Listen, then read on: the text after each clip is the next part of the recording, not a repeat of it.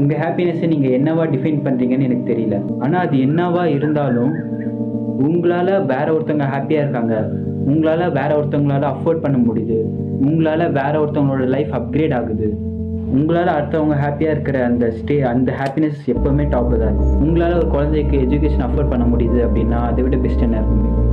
இது எப்படி ஹாப்பினஸ்க்கு கீயாக இருக்கும் அப்படின்னு சொல்கிறேன்னா, ரியல் ஹாப்பினஸ்ன்றது உங்களை நினச்சி நீங்களே ப்ரௌடாக இருக்கும் போது தான் கிடைக்கும். நீங்கள் எப்போ உங்களை நினச்சி ப்ரௌட் ஆவீங்கன்னா நீங்கள் பெட்டராக இருக்கும்போது தான்.